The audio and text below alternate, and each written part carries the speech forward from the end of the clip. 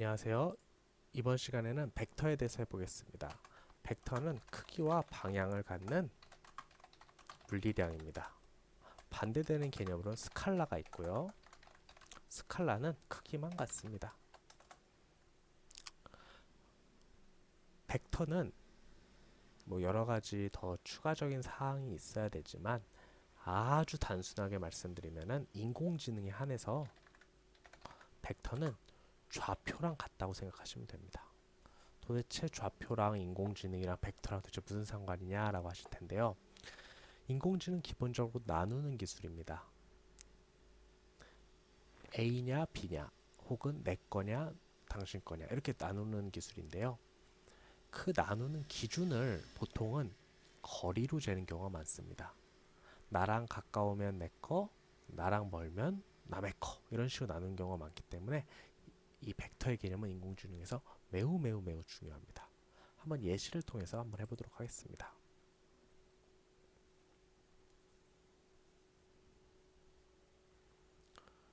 이렇게 요게 아니라 이렇게 하나 있다고 쳐볼게요. x, y가 있고 여기 a가 있다고 쳐봅시다. 그 다음 여기 b가 있어요. 바로 이게 벡터입니다. 이게 벡터예요. 그리고 b 벡터는 이게 벡터입니다. 이 두 가지가 벡터입니다. a랑 b. 그래서 요거 같은 경우에는 출발점을 0,0으로 잡아주면 이제 이걸 정확히 위치 벡터라고 하는데요. 이렇게 잡아주기만 하면요. 얘는 예를 들어 1,2, 얘는 뭐 2,9 이런 식으로 해서 위치까지 딱 정해져 버립니다.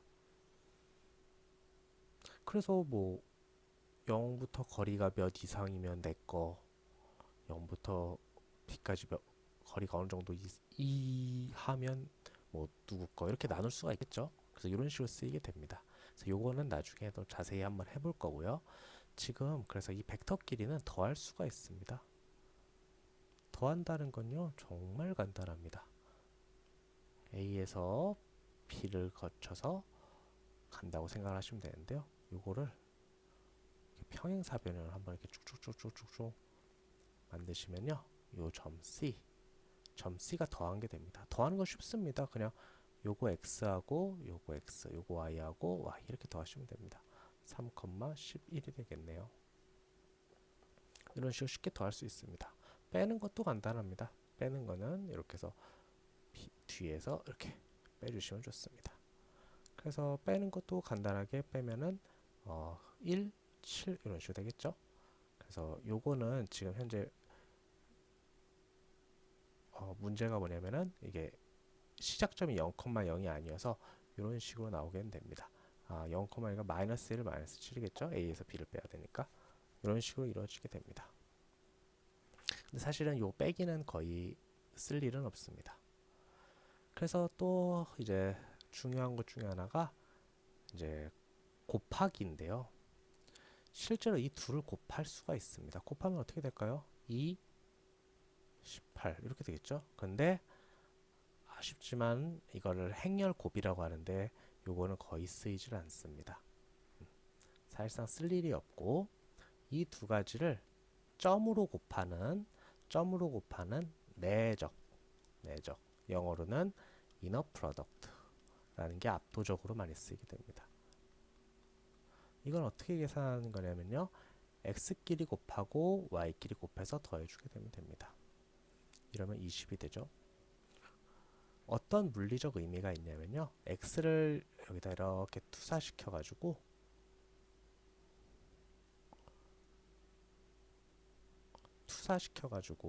이 서로를 곱해 준다라고 생각을 하시면 됩니다.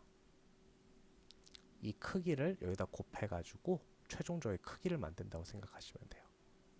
그러면 b가 굉장히 길어지겠죠. 그래서 그 길이를 나타냅니다. 요거의 의미는 나중에 좀 배우겠습니다. 이걸 실제로 어떻게 쓰이는지, 그러나 요 내적 정도는 확실히 알아두시면 좋습니다. 그리고 마지막으로 A에서 B 사이의 거리입니다. 거리는 피타고라스의 정리를 이용하는데요. 요 두 사이의 거리는 요 두 가지 뺀 거 있잖아요. 뺀 거에다가 제곱을 하고 루트를 씌웁니다. 절대값이죠. 왜냐면 마이너스 값이 없어야 되니까요. 이런 식으로 해서 거리를 구하게 됩니다. 그래서 마이너스는 사실 이것만을 위해서 이렇게 존재하는 경우가 많습니다. 그래서 이런 식으로 벡터는 더하기, 내적, 그 다음에 거리 재는 거 이렇게 많이 필요합니다. 그래서 이 더하기는 일상생활이나 인공지능 일반 계산에서 너무 많이 쓰이고요. 내적은 나중에 하시겠지만 이제 거의 인공지능에서 이렇게 웨이트라고 합니다. 그런 걸 곱해줄 때는 압도적으로 많이 쓰이게 됩니다. 또 그 외에도 너무 많이 쓰이게 되고요. 이 거리는 가까운 시간에 배울 서포트 벡터 머신 이런 거 쓸 때도 매우 자주 쓰이게 되니까 알아두시면 좋습니다. 그래서 이걸 한번 코딩으로 구현을 한번 해보도록 하겠습니다. 네, 그래서 이거 코드를 numpy 그다음 math 플롯 이렇게 가져왔습니다. 이 math는 나중에 스퀘어 밑에 스퀘어 계산할 때 필요해서 한번 쓰려고 가져온 거고요. 이 numpy로 벡터를 만들 겁니다. 그래서 만들어 주시면 되고요. a를 아까랑 똑같이 array 1,2 하겠습니다. 뭐 3개도 되겠죠. 뭐 실제로 1, 2, 3도 만들 수 있습니다.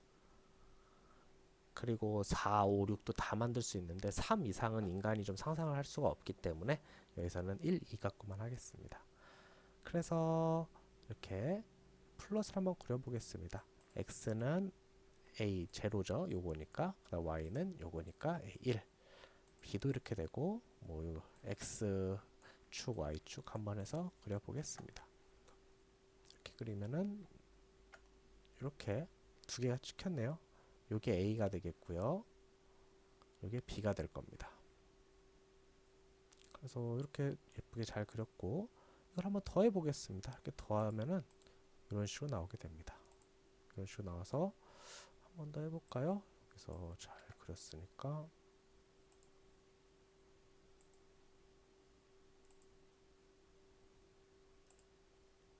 이렇게 C 같은 경우도 추가를 해보겠습니다. 당연히 Y축 최대 범위 좀 늘려줘야겠죠. 그 다음에 그려보면은 이렇게 A, B, C가 각각 구해지는 것을 알 수 있습니다. 그리고 뭐 빼기 하기 전에 먼저 아까 말한 dot도 해볼게요. 그래서 A. dot 하시면요. AP 하시면은 아까 말한 그 내적 값이 나오게 됩니다. B. .a 하셔도 똑같습니다. 내적 같은 경우에는 두 개 순서가 바뀌어도 상관이 없기 때문에 하고 싶으신 대로 하시면 됩니다. 이렇게 해서 b.a 하셔도 됩니다. 그리고 이제 길이입니다. 길이는 보세요. 이 안쪽부터 한번 해볼게요. 차근차근히 지금 최종 식을 한번 구했는데 length 길이는 처음에 a에서 b를 빼야 됩니다. 이렇게 빼겠죠? 그 다음에 이거에 제곱을 해주게 됩니다. 그 다음에 y의 제곱.